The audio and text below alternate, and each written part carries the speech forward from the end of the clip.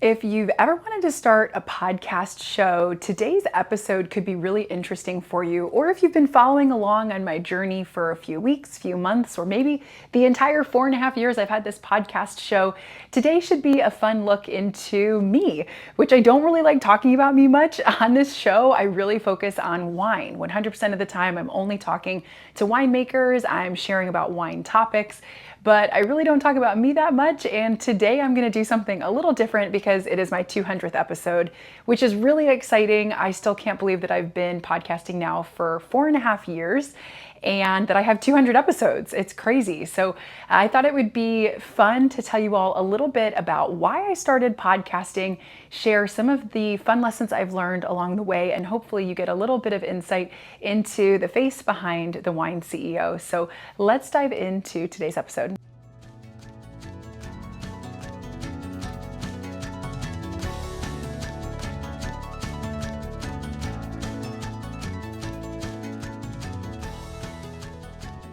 Hi friends, my name is Sarah. I am a certified sommelier and I'm the host of the Wine CEO podcast. And whether you are finding this episode as the first one that's an introduction to my channel, or if you've been listening for 4 months, 4 weeks, or 4.5 years, I'm really happy that you're here. I'm going to tell you a little bit of my background and my history today, why I got into podcasting, and some of the lessons that I've learned along the way. So I won't really be focusing on wine today. If you're not interested in this topic at all, that's okay. You can subscribe to my channel if you haven't yet, and you can hang tight. There's lots of wine content already on the channel and more coming. I just got back from a month in Europe. I spent a ton of time in Portugal, learned a lot about port, and have a lot of exciting things to share. And I have more travels coming up throughout the year, so I will be very excited to share more wine content. But today is a little bit more about podcasting. So if you're not really into wine and you found this episode because podcasting interests you, then you might find today's episode interesting also. So why did I start podcasting? I probably have to give you a little bit of background into first. So I started my wine journey when I was working at Walt Disney World. So I spent the first 10 or 11 years of my career working in hospitality business. I was working at Walt Disney World in Orlando, Florida. That's actually what moved my life to Orlando, Florida, and I still live here today. And I was working at Walt Disney World in hotels, restaurants, bars, special events, private clubs, you name it. I pretty much did it all in the decade that I was there. And while I was working in restaurants, I was encouraged to get my level 1 sommelier certification. And for those of you who don't know what a sommelier is, it's really just a fancy term for a wine server, someone who is working with wine. And as you excel through the sommelier profession, there are different accolades and kind of titles that are given to various sommeliers. It's interesting because people will often ask me, well, what level sommelier are you? And it depends on the certification organization that you go through because they're not all a like for like comparison when you look at the levels. But I got my certification through the Master Court of Sommeliers in America. And so I am a level 2 certified sommelier. That's kind of similar to the WSET level 3. I did an episode many, many months ago about how to compare various certification programs. So if you're interested in learning more about that, you can drop me a comment below and I can share that link so that you can go ahead and check it out. But I was encouraged to get my level 1 sommelier certification, and that's basically a wine server that is learning more about wine, that is understanding how to talk about wine, the basics of wine. And it was really something that Disney expected most of their food and beverage managers to do and many of their servers in fine dining restaurants.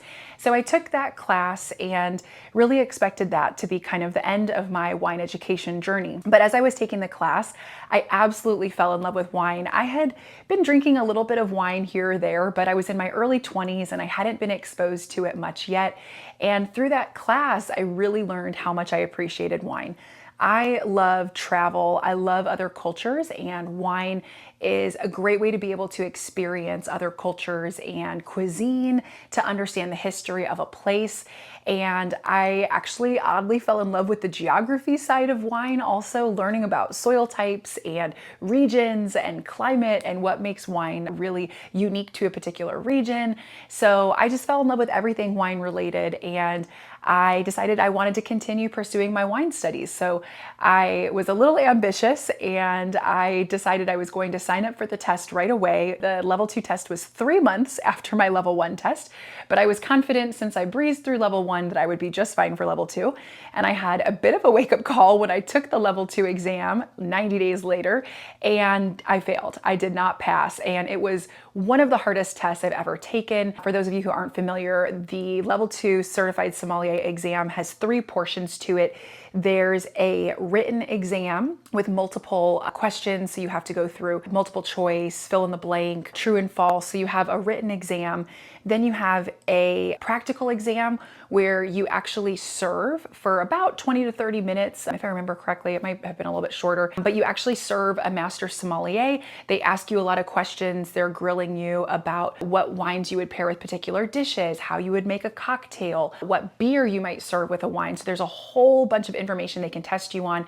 And so that's obviously intimidating. Then you have to serve the cocktails, pour champagne. So there's a service piece and there's a tasting portion.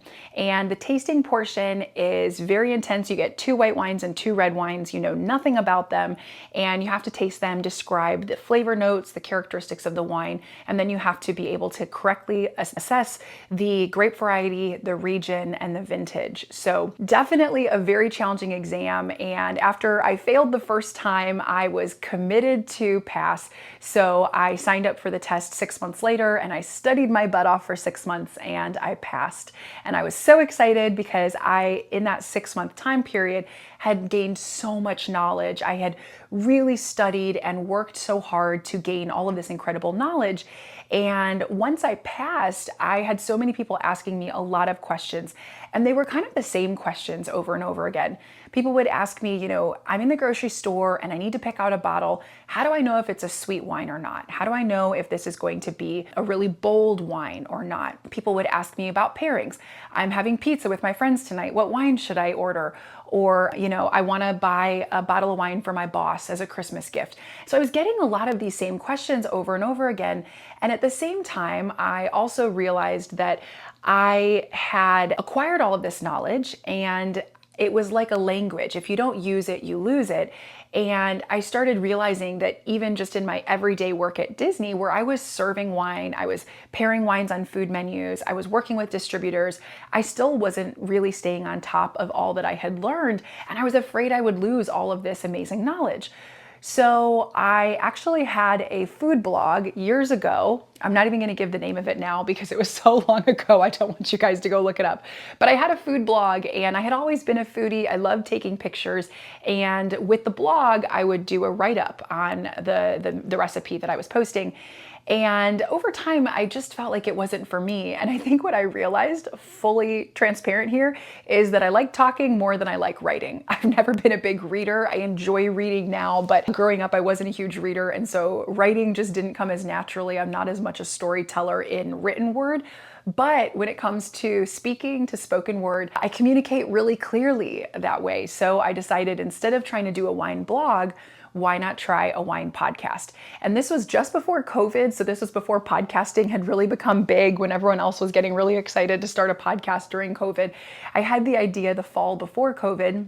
So I was formulating my ideas, putting my branding and my website and everything together. And then it took me a little time to actually launch it.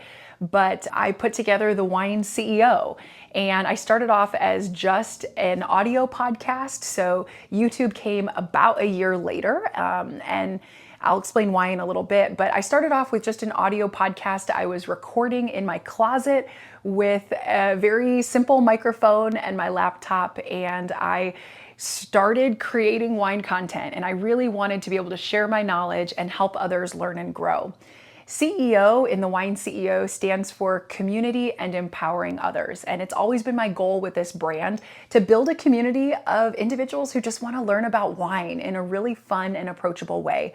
I think that sadly the wine industry can be intimidating at times, and many folks feel that a lot of sommeliers are snobby or difficult to approach, and even some individuals that had tried to communicate wine in the past, it sometimes felt like it was too technical and maybe difficult for the average consumer. So I wanted to create a channel where folks could feel very welcome to learn about wine at any stage of their journey, where I could hopefully communicate messages about wine that made wine interesting and fun, but really easy to consume also. So wanted to build this community of wine enthusiasts that were coming together to learn, and then empowering others. I really want to have this be a place where I'm empowering others to feel confident in their wine journey, feeling that they're empowered to go to the grocery store and pick up a bottle of wine and know they'll enjoy it, or order something when they're out to dinner with their friends and feel confident that they're able to speak about that wine and maybe share one or two fun facts. So empowering others, empowering you on your journey of learning and understanding wine more. So about a year into things, I started realizing that there were a lot of visual things that I wanted to be able to share: wine glasses, colors of wine, wine regions, things that I wanted to be able to display, but that was hard to do with an audio podcast. So I added YouTube to my repertoire, to my whole portfolio. And now many of you are probably aware that the majority of my content is on YouTube. And that's the easiest way to enjoy most of my podcasts these days, because I often share pictures and maps and things while I'm talking about a topic. So you can definitely still enjoy the podcast from an audio content perspective. Many of you might be listening today on one of those audio platforms: Spotify, Apple Podcasts, etc. So you can definitely still enjoy the podcast in audio format. But I also have a lot of great content that is on the YouTube channel that's not on the audio podcast, and also a lot of things added to the audio, like pictures, videos, etc. So what have I learned from podcasting? I've been doing this for 4.5 years. I'm 200 episodes in, and I've done a hybrid of a lot of different styles of content. I've done Zoom interviews with winemakers. I've done on-site travel vlogs, visiting a region. I have just done episodes where I'm talking directly to the camera, kind of like this one, featuring a topic or talking about a particular wine region. And so I've tried a lot of different styles. And honestly, this isn't going to be an episode to tell you all about what you should do to start your podcast. If that's something you all would like to learn more about, feel free to message me. I'm happy to share my perspective sometime. But there's tons of content out there. You can find a million YouTube videos about how to start your podcast today, how to start your YouTube today. I think what I wanted to do is just share maybe some of my things that I've learned, some inspiration, some encouragement maybe. And there are probably some things that you might be able to implement into other areas of your life, even if you are not necessarily looking to start a podcast. So that's why I started my podcast. And so let's talk about, what I learned and some life lessons maybe along the way. The first thing that I think I've learned, and this isn't just from podcasting, but I think this is something that I have just been trying to work on in general as a human being: perfection is the enemy of completion. And I think we can all agree that there are a lot of things in life that we really want to be perfect, and we're aspiring for that. But sometimes if you tweak and tweak and tweak too many times, you'll never complete something. You'll never launch a product or a podcast, or you'll never do that thing that you're telling yourself you want to do. And we are human, so we are imperfect people. We are not perfect, and you will paralyze yourself from being able to move forward and do things if you're always looking to wait until it's perfect in order to do it. So I had to learn that perfection is the enemy of completion. And sometimes it was better for me to launch an episode and get it out there for you all to start learning the content than to wait until I had all of the perfect pictures or the perfect angles, or to re-record 10 times. And that's probably something in life that I'm learning about too. I'm a very busy person right now. I have a full-time job. I run the Wine CEO myself.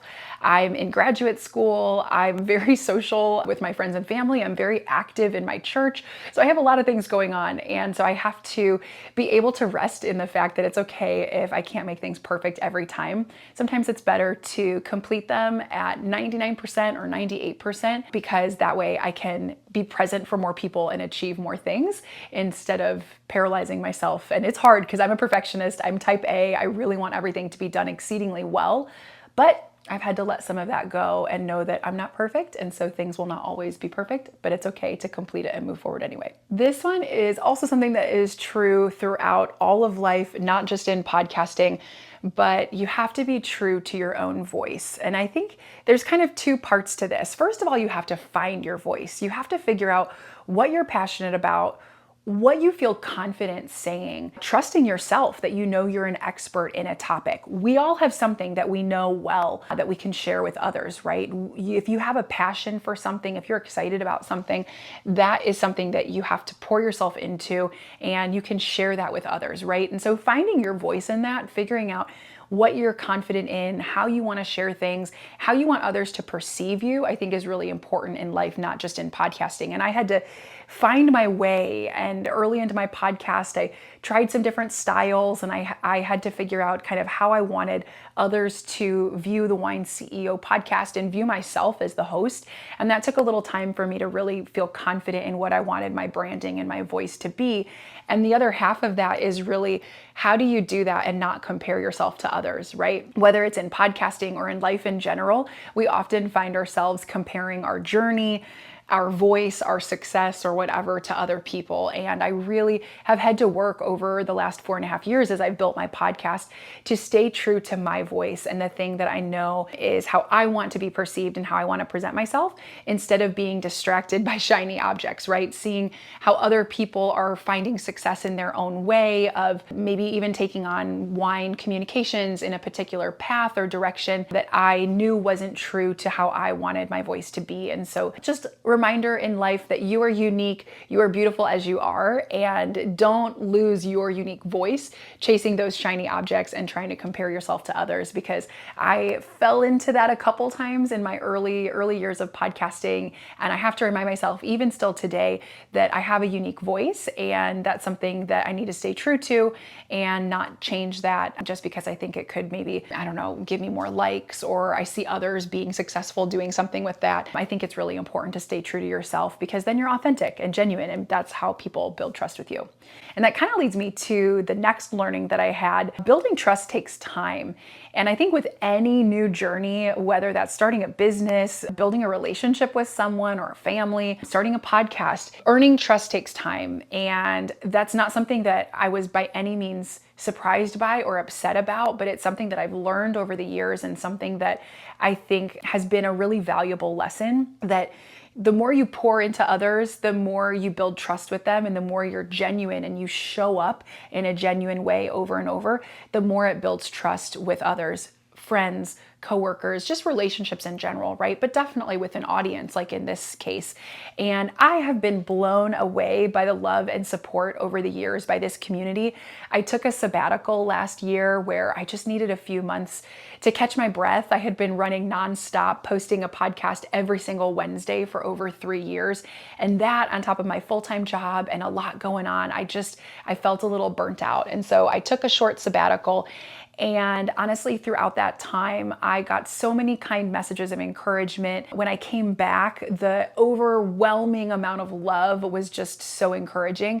And so I think building that trust over time really paid off, in that I have so many wonderful friends who I've met through this community and platform. But that took time, right? For the first couple weeks of the podcast, months maybe even, I think it was just my sister and my mom listening to this show. And I'm so grateful for them being my cheerleaders from day one. But it takes time to build a community. And I'm so grateful that over years, so many of you have trusted me with wine knowledge, and you keep coming back over and over again. And I'm grateful for all of the messages I get on Instagram and the comments on each of these episodes with so many people who really find great value in content from the show. I'm so glad that I can keep creating awesome material for you, and that you've built this awesome friendship with me. Another really great learning from podcasting is you can't be afraid to make mistakes. You learn as you go. I think podcasting has been really humbling for me. Again, I'm someone who's a bit of a perfectionist, type A. I like everything to go really well. But because of the lesson I mentioned earlier about completing over needing everything to be perfect, there have been a lot of times where I've launched episodes and I've made mistakes where I didn't catch it in the editing. Maybe I said something incorrectly in my script, or pronounced something poorly, or my audio was off and I had recording issues. And you will make mistakes, right? And so many times along the way, I probably could have gotten frustrated because the technology wasn't working, or I just felt like I was missing the mark so many times from where I wanted to be. And we all make mistakes, right? So again, great life lesson, whether it's in podcasting or in life in general. You can have a growth mindset. Now here, this is my HR side now coming out. You can have a growth growth mindset and say that you're going to use each of those mistakes as a learning to grow and develop as a person, or you can just throw the towel in and choose to move on. And I think that's a pivotal point for each and every one of us, where you have to decide how badly you want something or how much you find value in what you're doing. And for me, I pushed through a lot of the feedback that I even got early on. There, to this day, are naysayers, right, who comment that they think I talk too fast, or they don't like the content that I'm focusing on. They don't like my presentation style. And that's okay, right? There will be naysayers. There will be mistakes that I make because I'm not perfect, but you can choose to push through those and continue creating amazing content and being true to yourself and having fun with it, right? Instead of getting frustrated and deciding not to do it. So I think just the constant reminder that mistakes are normal. I will continue to make mistakes, and being able to rest in the fact that it's okay to continue doing something even if you're not perfect and you make mistakes along the way, I think is really good just in life as a great lesson, right? I think another thing that I've learned is that life is short, and you need your heart to be 100% in something 100% of the time. And if it's not, it doesn't mean you have to walk away from it forever. Like I said, there was a sabbatical that I took a few months ago because I was so burnt out. And in that sabbatical, I was really contemplating, like, should I go back to the Wine CEO because I'm just so tired and there's so many other things going on? Like, is this really something that I can continue? And I had put so much pressure on myself in podcasting that I had to show up every single week, and the algorithm was going to hate me if I didn't put content out and all this stuff. And I think what I came to realize, which is a great life lesson and good podcasting lesson too, is that if your heart is not in it, your content is going to show it. So if you are only in it 50% of the way, your content is going to be like 50%, right? Whereas if your heart is into something, then it's going to show. You're going to have this genuine excitement about what you're doing. It's not going to feel like a chore. And so you're going to complete it better, and people are going to see that come through. What that meant for me was that stressing myself out with a deadline of every single Wednesday I have to meet the algorithm, that was crippling just mentally and emotionally. It wasn't healthy for me. So taking a step back and grounding myself again on, why am I podcasting? Why am I doing the Wine CEO? And it was to create awesome content that you all could learn from and enjoy. And what I told myself, that I, had to meet this deadline of every single week on Wednesday to crank out a new episode, was great. But if I couldn't keep up with it and I was just throwing content out there so that I can meet the algorithm, then I wasn't being true to what I really wanted to do for you all by creating great content that you could learn from and be excited about when I would publish episodes. And so you may have noticed, since I came back from the sabbatical, if you've been following me for a long time, I try to do content every week, and sometimes I skip a week, or sometimes, like I was traveling for the last month, sometimes I skip 3 weeks. And that's okay too, because my commitment has been that when I come back, when I am posting, it's always great quality content. It's stuff that hopefully you're excited about and you want to watch or listen to.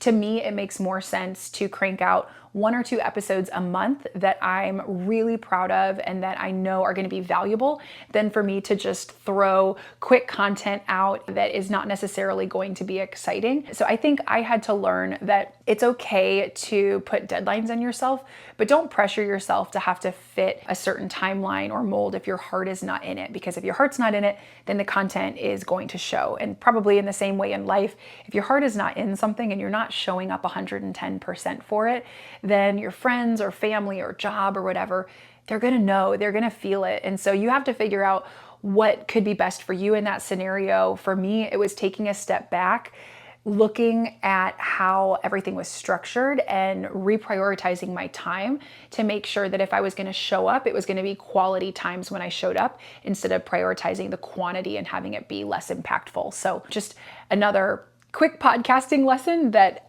others would probably tell you, nope, Sarah, the algorithm is the way to focus. And in podcasting or Instagram or any type of social content, you got to follow that schedule. But you know what? You're not going to get that from me. And if that means that I, don't have 1 million followers tomorrow, I'm okay with that, because honestly, I love hearing from each and every one of you that is learning from the show and enjoying hearing from me. And that's what makes all the difference to me. Having literally one person DM me and say, hey, Sarah, listening to your show has made it easier at my job where I work at a wine bar, or has helped me feel more excited about wine and more confident when I'm drinking at home with my husband and my family. Like, those comments truly make all the difference for me, because it helps me complete the vision that I've been saying all along I wanted the Wine CEO to be, right? A community of people who are learning together, because I'm not perfect. I learn along the way. I learn from winemakers every time I travel, and then I love to just share my learnings with you all. But it also helps you all to feel empowered in your wine journey, and that's what I want to do. So probably some good life lessons and podcasting lessons here, but just kind of some fun things that I feel like I've picked up on over the last 4.5 years. The last one really has been that for me, the most impactful part of podcasting has really been the relationship building. I think when I first started, I thought that I would, monetize my podcast, and I was going to quit my full-time job and become this famous podcaster. And I obviously had this core mission all along of helping others grow in their wine journey. But I think a lot of what I did early was because I was just hoping to grow in my followers. I wanted more people to learn about the Wine CEO podcast. And it's funny because I quickly learned over time that those things didn't matter. But the friendships, the relationships I was building were so invaluable. I have met some of the most wonderful people who have come on my show as guests. And some of them, for others in the industry, they might look at it as, oh, that's, a really small winery or not a really interesting region of the world to talk about. But I have been so excited because what I've been looking for are wonderful people with great stories to share, who have an amazing family winery or a unique sustainable practice in their winery, and things that are really exciting stories to share. And I've met wonderful people along the way who have become great friends and who I stay in touch with, who are just really amazing and wonderful people. So yeah, I'm so grateful for the relationships, obviously with the folks that I've interviewed and I've met through my travels, but also through so many listeners in the audience who have reached out on Instagram just asking for a quick tip when they're shopping for wine or creating a dinner pairing at the holidays. And ever since, we continue to chat and banter and share funny stories and recipes and wine recommendations. And I love the friendships and relationships that I've been able to build through the Wine CEO. So if you are thinking about starting a podcast, I would highly recommend it. I think we all have a voice and something unique to share. I think it's a really fun avenue just to be able to share some creativity. And hopefully, if you have listened to the Wine CEO for a couple years, this gave you a unique insight into the journey that I've been on creating content and kind of launching the podcast and what I've learned over the years. If you just found the Wine CEO podcast, I hope you subscribe and that you stay around for many years to come. I love bringing people on the journey of learning about wine. And right now I've had the great opportunity to travel a lot. And so I really enjoy bringing folks with me on my travels to meet winemakers, visit wine regions, learn about the best ways to travel those particular regions. So that's been a big area of focus, but I'm also a big foodie. And so I love talking food and wine pairings. I love featuring some of the foods that I'm enjoying. And so if you don't follow me on YouTube, make sure you subscribe to my channel so that you can check that out. I'm also on Instagram at The Wine CEO. And usually when I'm traveling, I post a lot of stories and foods that I'm eating and wines that I'm checking out. So be sure to connect with me. You can always send me an email, sarah@thewineceo.com. And Sarah is SARAH. If you have any questions about wine ever, I am your pocket sommelier. Consider me your best friend of wine, and I'm happy to help any way I can with your questions and give you recommendations with any way I can help. So hopefully you enjoyed today's episode. Like and share it with a friend, subscribe to my channels, and I hope you drink something new and delicious this week. And I will catch you all in the next episode of the Wine CEO podcast.